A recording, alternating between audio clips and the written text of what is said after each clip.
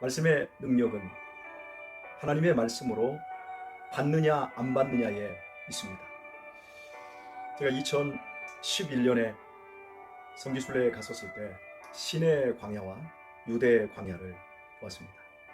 그때 광야에는 아무것도 있지 않습니다. 그 황토색에 또 잿빛에 끝없이 펼쳐진 그 땅과 또 하늘밖에는 보이지 않습니다.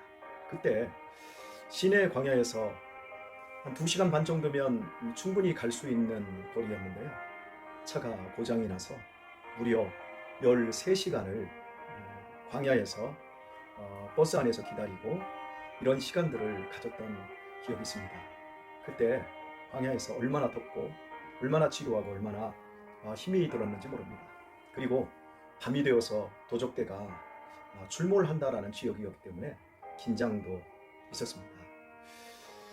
그 광야라고 하는 그 단어가 히브리어로 미드바르라고 합니다. 미드바르.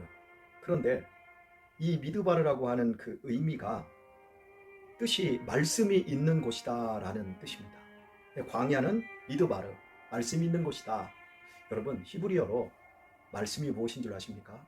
나바르입니다. 즉 하나님의 말씀을 들으려고 한다면 광야에 서야 된다는 말씀입니다. 참으로 이미 알고 있었던 용어였음에도 불구하고 실제로 광야에서 13시간 정도의 그 지치고 위험하고 지루한 시간 앞에 섰을 때 우리가 바라봐야 될 것은 오직 하늘밖에 없었습니다. 하나님 외에는 없었습니다.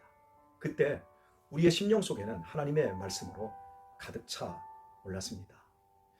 하나님의 말씀이 우리에게 믿음을 더하는 건 맞습니다. 그러나 믿음이 있기 때문에 하나님의 말씀이 더해지는 것이지, 믿음이 없는 상태에서 말씀이 들어온다고 한다면 그것은 성경적인 지식만 높아진다고 할 수 있을 것입니다. 그런 사람들은 말씀의 풍성함을 경험하기보다는 오히려 교만하게 될 뿐이지요. 제가 노인 요양원에서 설교를 합니다. 그 중에 글씨를 전혀 알지 못하는 90대, 100세 가까운 할머니들이 계십니다. 그분들의 특징이 무엇이냐면 얼마나 말씀을 아멘으로 잘 받는지 모릅니다. 그분들에게서 느껴지는 것은 제가 말씀을 증거할 때 그 말씀을 그냥 하나님의 말씀으로 받는다는 거예요. 자신의 생각과 자신의 어떤 판단과 이성의 합리적인 유추 이런 것들은 없고 그저 하나님의 말씀을 말씀으로 받는 거예요. 저는 그분들을 보면서 전율을 하게 되었습니다. 태초에 하나님이 말씀으로 천지를 창조하시지 않았습니까? 빛이 있으라. 그러니까 그 모든 공간에서 빛이 만들어지는, 그냥 빛을 받아들이는 이러한 역사가 일어나고 이런 식으로 천지 창조를 이루셨습니다. 이 세상은 말씀으로 빚어졌습니다. 그렇다고 한다면 우리네 인생 속에서 하나님의 말씀을 경험하려면 우리가 어떻게 해야 될까요? 간단합니다. 말씀을 하나님의 소리로 들어야 합니다. 하나님의 음성으로 들어야 합니다.